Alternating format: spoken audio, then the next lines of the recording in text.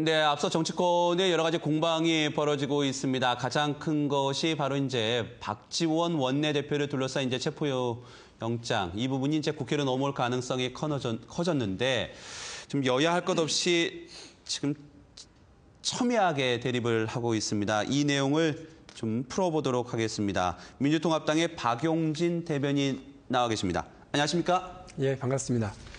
8월 국회는 방탄국회입니까? 민생국회입니까? 열린다면? 당연히 민생국회죠. 왜냐하면 작년에 여야 합의로 개정한 국회법에 따르면 8월에 결산을 완료해야 돼요. 결산국회가 열려야 합니다. 그런데도 지금 새누리당은 결산국회 열자고 그러니까 방탄국회라고 그러면서 열어서는 안 된다고 하는 얘기를 하고요. 또 여야가 개원 때 합의했었던 내곡동 특검, 민간인 불법 사찰에 대한 국정조사 이런 거 해야 되지 않습니까? 그리고 아마 8월 달에 헌법재판관 옹인에 대한 인사청문도 있어야 될 거예요. 할 일이 산더미 같이 많이 있죠. 그리고 지금 그 19대 국회 들어가지고 제출한 법안 중에서 지금 제대로 심사도 지금 하고 있지 못한 법안이 산더미 같이 쌓여 있습니다. 네. 이런 문제들을 생각하면 8월에 국회를 하는 건 당연한데요. 새누리당은 뭐 일정을 논의하자는 얘기를 해도 방탄국회. 이러한 사안들을 어떻게 처리할지 물어보는 것에 대한 대답도 방탄국회. 그냥 방탄국회로 그냥 노래를 하고 있습니다. 근데 지금 주말부터 열릴 정도로 그렇게 급합니까? 그러니까 새누리당에서는 얘기를 하는 거는 주말부터까지 국회를 여는 거는 주말까지 촘촘하게 막아가지고 박지원 원내대표를 보호하려는 것 아니냐. 이런 얘기를 하거든요. 저희는 국회 일정과 관련돼서 안을 낸 거예요. 일이 많으니까 8월 3일로 종료되는 7월 회기를 연이어서 바로 하자라는 얘기죠. 연이어서 하자고 그러면 주말이라서 그런 건 아니고? 아니, 가령 예를 들어서 그러면 8월 1일부터 8월 30일까지 하기로 결정을 했다고 치자고요. 그러면 그중에 8월 1일부터 8월 며칠까지 하고 토요일, 일요일 빼고 그다음 8월 며칠부터 8월 며칠까지 또 하고 토요일, 일요일 빼고 그 8월 달에만 해도 그 주말이 4번인가 있는데요. 그때마다 그럼 빼고라고 하는 그런 일정을 잡나요? 그렇진 않죠. 그러니까 말씀드리는 것은 8월에 국회를 해야 되느냐? 맞습니다.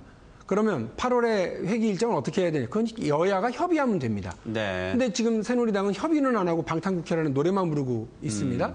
그리고 어떻게 알았는지 8월 2일 날에 맞춰서 본회의에 맞춰서 좀 준비하고 있어요.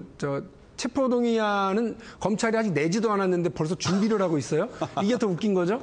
아마 새누리당 지도부하고 검찰하고 대략 무슨 사인을 주고받은 건 아닌가 싶어요. 아니, 오늘 3차 이제 오늘 3차 소환을 통보할 것이라는 얘기가 나왔기 때문에 3차 소환을 통보를 오늘 하면은 이제 3차, 4차까지는 안 할 것으로 보이고. 3차 소환 통보는 이미 했고 오늘 10시까지 출석하라고 저희한테 통보한 게 아니라 언론에 알렸고요.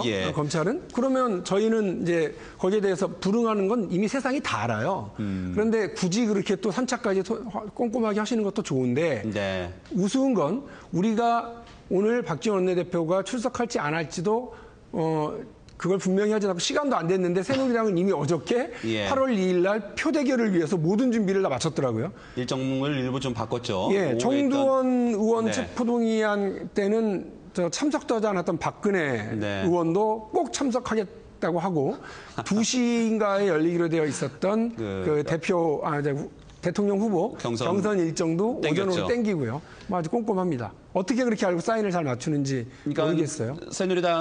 제가 새누리당 대변인은 아니지만 새누리당 그런 얘기를 합니다. 27일 날 3차 통보이기 때문에 이거는 체포영장 동의안이 곧 발의가 될 거고 발의가 되면 72시간 내에 처리를 해야 되기 때문에 그러니까 3일 내에 처리를 해야 되기 때문에 8월 3일이기 때문에 1, 2일 중에 하나밖에 없다. 제가 대변을 하는 건 아닙니다. 서초동발 언론에서 그런 보도가 된 적이 있고요. 또 이게 가령 확실하지 않다면 그 중요한 대통령 후보 경선 일정을 조정하고 변경시킨다고요?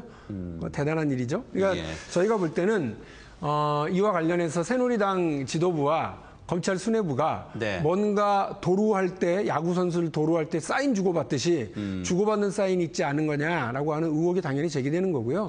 그렇지 않고서야 그 일국의 정부 여당이 자신의 대통령 후보를 뽑는 일정을 변경시켜가면서 이렇게 하겠습니까? 좀 그런 절차상의 문제가 아니라 일단 국민들이 바라보는 시선에서 박지원 원내대표가 정말 그 저축은행 비리와 관련해서 아무런 혐의가 없다면 본인이 좀 얘기하는 것처럼 목포역인가요? 앞에서 좀 표현이 좀 그렇지만 그렇다면 검찰의 조안에 응해서 한번 조사를 받고 결백을 주장하는 것도 물론이죠. 그건 전제가 있어요. 네. 전제가 있어요. 검찰이 대단히 정치 중립적이고 권력으로부터 독립되어 있다면 이라는 겁니다. 근데 보십시오. 디도스 공격 네. 배후가 없다고 그랬습니다. 민간인 불법 사찰 윗선이 없다고 그랬습니다. 내곡동 사저 그거는 혐의가 없다고 그랬어요. 예. BBK 가짜 편지 책임질 사람이 없답니다. 한명숙 전 대표의 2번에 걸친 무리한 기소와 2번에 걸친 무죄 이와 관련해서 이 검찰 지도부가 무엇을 책임지고 무엇을 반성한 게 있습니까? 정치 지향, 권력 편향이라고 하는 이 검찰 수뇌부가 보여주고 있는 태도를 보고 어떻게 예. 우리가 그 장단에 맞춰주겠습니까? 제가 지금 몇 자를 적어왔어요. 검찰이 한명숙 전 총리를 무리하게 기소하면서 했었던 말들입니다. 네. 검찰은 법률가 집단으로 혐의 입증에 확신 없으면 기소 못한다. 이게 이런 얘기. 범죄 혐의를 알게 된 이상 정치 일정을 고려해서 수사를 멈추란 말이냐. 이런 말씀. 그리고 검찰은 한명숙 전 총리의 수사된 내용만으로도 혐의 입증이 충분하다고 판단하여 소환 없이 기소하겠다는 방침을 검토한다. 이게 지금 다 언론에 나와 있던 얘기입니다. 게다가 그 검찰 소환에 불응하니까요. 한명숙 전 대표가 김주연 서울중앙지검 3차장이 뭐라고 그랬냐면 대규모 변호인단을 가지고 있는 한 전 총리가 검찰 수사에 나오지 않는 것은 방어권의 남용이며 법치주의를 부정한 거다. 이거는 한명숙 전 총리를 아예 범인으로 무슨 범죄자로 확증을 해놓고 온갖 언론 플레이를 다 했다고 하는 증거들입니다. 네. 이렇게 해놓고 무죄가 됐습니다. 포토라인에 세워놓고 망신 다 줬습니다. 그래놓고 어떻게 했습니까? 무죄 나오고 나서 검찰총장이 혹은 서울지검 3차장이 부장검사가 아니 수사검사가 한명숙 총리에게 죄송합니다. 잘못했습니다. 국민 여러분 사죄드립니다. 포토라인에서 그런 얘기 한 적 있나요? 없어요.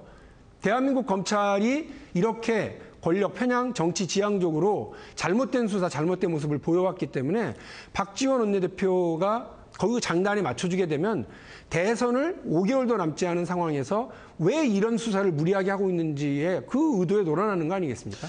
저희는 그렇게 해줄 생각 없습니다. 검찰이라는 것은 그래도 대한민국 검찰입니다. 국가기관입니다. 국가기관을 믿지 않으면은 그 문제가 풀리지 않습니다. 그렇지 않겠습니까? 국가기관이 검찰을 계속 부정만 하면은 글쎄 야당의 원내대표라고 할지라도 글쎄 제가 자꾸 상대 대변인 역할을 하는 건 아니지만 국민들이 바라보는 시선에 있어서 검찰이 갖고 있는 정치 검찰의 분위기나 그동안의 사안에 보면은 충분히 검찰에는 원래 정치 검찰이라는 부서는 없습니다. 없죠. 근데 왜 지금 정치 검찰이라고 사회자께서도 얘기를 하시느냐? 정치 검찰이라는 워낙 그런 부류들이 있기 때문에 그래요. 저는 저희 민주당은 검찰의 99%를 신뢰합니다.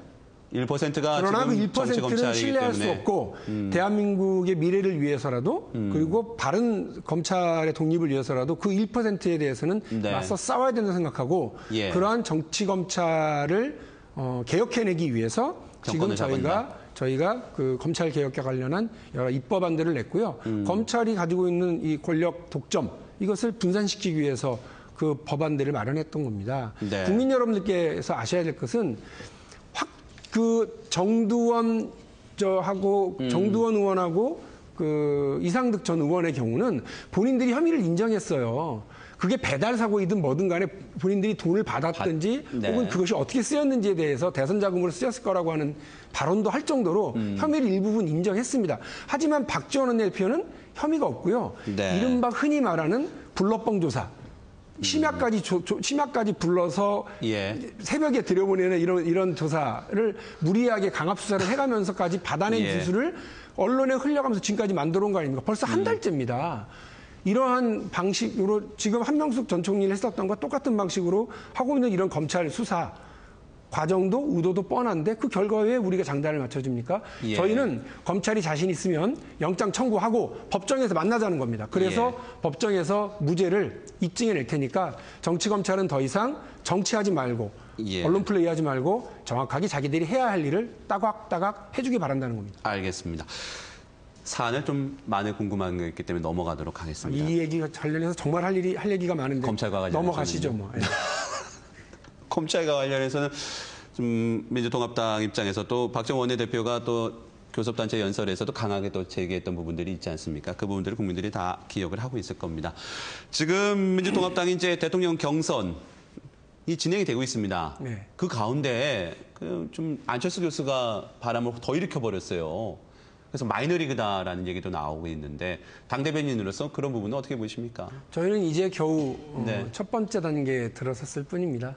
저희 지금 총 8분의 후보자들 중에서 이제 5분을 골라서 예. 그분들로 이제 본 경선을 이제 하게 될 텐데요. 이 와중에서도 그래도 국민의 관심과 여론의 관심을 받고 있는 것은 다행이라고 생각을 하고요. 지금 안철수 원장이 대선 후보로 출마할 것이냐의 문제를 놓고 여러 가지 고심을 하고 또 구체적인 행보들을 하고 있습니다. 그에 대한 네. 관심과 국민들의 지지자들의 어떤 성원 이런 것들은 있을 수 있다고 보고요. 예. 저는 안철수 원장이 관심받는 것에 대해서 커다랗게 문제를 느끼지는 않아요. 왜냐하면 저희는 저희대로 저희 지지층을 탄탄하게 모아갈 거고요. 안철수 원장은 저희 정치권이 지금의 정당 구조가 담아내고 있지 못하는 안철수에 대한 지지, 안철수 현상에 대한 지지를 하고 있는 분들을 모아서 네. 단일화해가지고요. 새누리당 정권이 연장되는 것, 이것을 막아내자라고 하는 안철수 원장의 그 말에 저희도 공감하기 때문에 함께 힘 모아야 될 거라고 생각합니다. 예. 시간당 많은 얘기를 나누고 싶은데 이 얘기는 좀 하나 궁금해서 여쭤보도록 하겠습니다. 박용진 대변인이 예전에는 민주노동당 대변인이셨습니다. 네, 민주노동당이 그렇습니다. 지금 통합진보당의 한 축이기도 하고요. 근데 통합진보당이 어제 사퇴 결과는 제명안이 부결됐죠. 그러고 나서 이제 진실의 승리다. 한쪽에서는 혁신이 실패했다. 이런 사태를 보면서 어떤 느낌이 드십니까? 저는 이른바 정권 교체가 필요하고 새로운 대한민국의 틀을 마련하는 노동 존중의 복지국가를 만들자는 생각으로 민주노동당 대변인, 진보신당 부대표를 했었음에도 불구하고 네. 지금 여기서 힘을 합치고 있습니다. 통합진보당의 이런 사태에 대해서 여러 가지로 분석하고 해석할 수 있겠습니다만 적어도 정치가 민주주의라고 하는 참 거추장스럽지만 꼭 지켜야 하는 절차를 무시했을 때 어떤 결과를 낳는지, 그리고 국민적 눈높이라고 하는 그런 기본적인 기준을 지키지 못했을 때 어떤 행동으로 국민들을 실망시키는지를 이번에 잘 보여준 거라고 생각하고 몹시 유감스럽게 생각합니다. 그러나 진보 정치를 바라는 국민들의 바람은 지난 총선에서 보여진 것처럼 한 10% 정도가 있습니다. 네. 저희 민주통합당이 이번 대통령 선거에서 그분들의 바람까지 잘 담아내서 정권교체 반드시 성공하도록 하겠습니다. 네, 알겠습니다. 민주통합당의 박용진 대변인과 현재 국회 현안 그리고 앞으로 대선 후보 경선 과정까지 들어봤습니다. 오늘 말씀 고맙습니다. 네, 감사합니다.